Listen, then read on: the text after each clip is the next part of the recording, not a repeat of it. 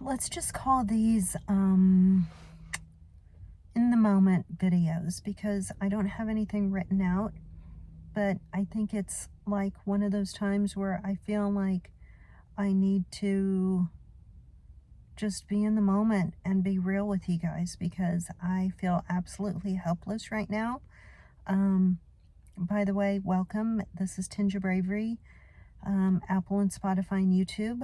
And anyway, so I am in Kansas City. I'm an hour away from my house, and my oldest daughter just got home after having stopped at the doctor's office on her way home, because I told her to go to the doctor's office because she was not feeling good.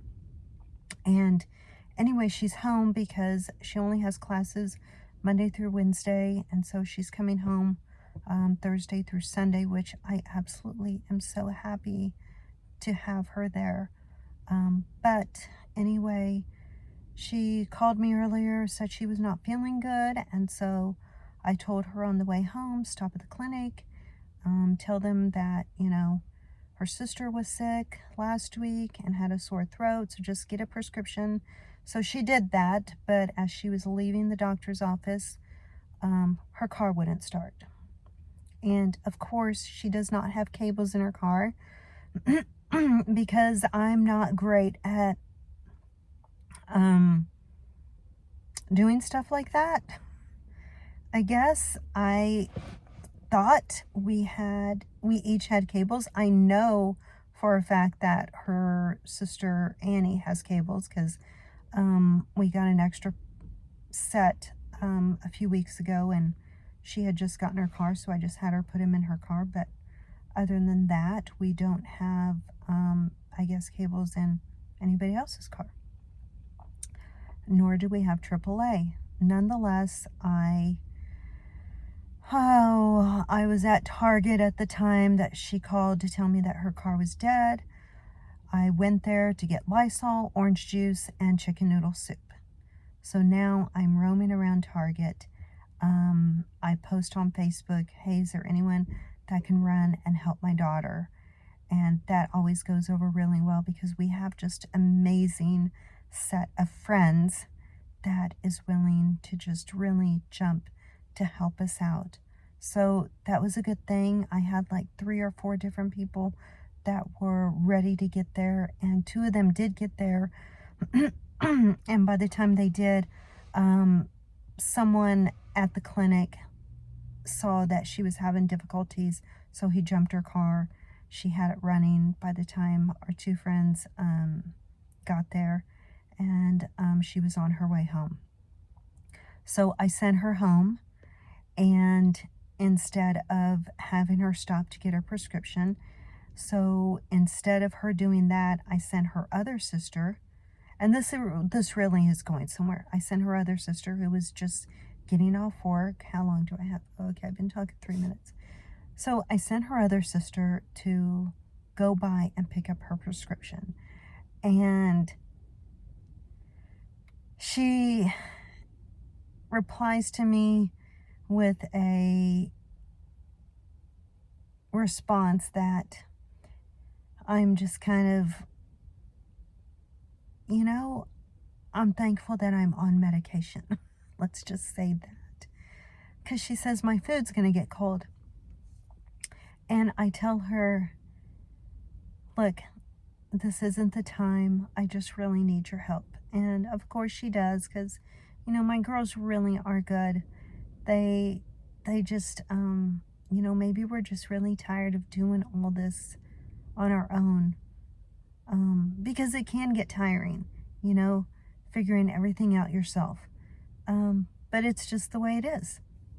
So anyway, her sister goes, picks up her prescription, and she goes home, and I tell her just to make sure she washes her hands and maybe eat in her room. I instructed my sick daughter, I skipped something. So as soon as she got home, she calls me, and she's in tears. And she says someone left the gate open, which means we have like a baby gate that keeps our dog in one area. Someone left the gate open, and Bentley got in my trash in my room. There's trash everywhere. And if I was home, I would have taken care of all this. I would have just sent her to the bathroom. I had to talk her down and say, look, it's going to be okay. It's just trash. Pick up what you can. Forget about the rest. Get in the shower, get warm pajamas, and get in bed. And, I got to tell you that even through my moments when I feel super anxious myself about stuff, I have this ability to talk through things with my daughters and even others, when they need it.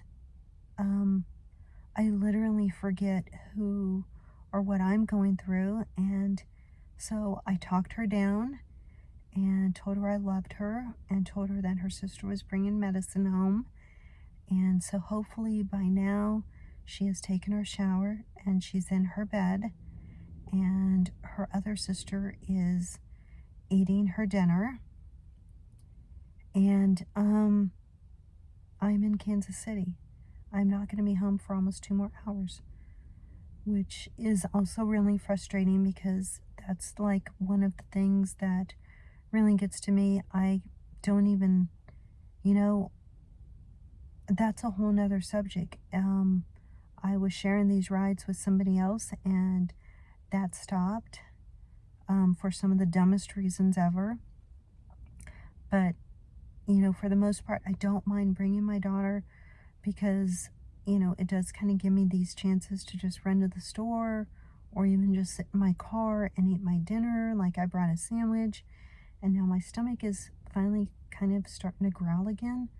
But, when this kind of stuff happens, it's like my adrenaline gets worked up, and I just go into survival mode and helpful mode. So I figured things out. I did not get worked up. I didn't get like all frantic, which I really call a win. And I talked my daughter down, and hopefully she is in bed. Talked the other daughter into understanding we just need to help one another, and hopefully she's eaten and feels better. But I knew as soon as I got everybody settled, then it happens. It's like my imagination starts to think I'm feeling sick. And I know what it is. It's like the adrenaline. It's like, okay, you've helped others. Now, what are you feeling? And like my own type of hypochondriac self starts to kick in, because it's like I have a daughter home. The other daughter was sick last week. Now I got another daughter sick, and I can't get sick because my youngest daughter has a 3-day volleyball tournament this weekend, which is always super exciting. It's going to be insanely cold, so we're going to have to deal with, getting out super early and driving an hour away. It's not unusual for us to do this, but, when you have all these other kind of obstacles in place, it makes me feel like I have cause to worry, and I don't want to be that. I don't want to worry. And so immediately, like when I started feeling, that slight anxiety feel, or like, oh great, now you're going to get sick, I tell myself, stop it. Stop, Darlene. Don't do that to yourself. You're fine. It's okay. You handled it. Can anybody relate? I think this is one of the hardest parts of being a single parent, when you're trying to help everybody, and you have like maybe one family member, and that was my brother-in-law, and I called him, and he didn't have cables, and he's older, and God bless him, he wanted to help so bad and he just couldn't. And I don't have family. The girls don't have family that can truly help. Thank God for friends. That's all I got to say. I mean, and I need to look at it that way. I need to realize that, even though some things just really suck, and like,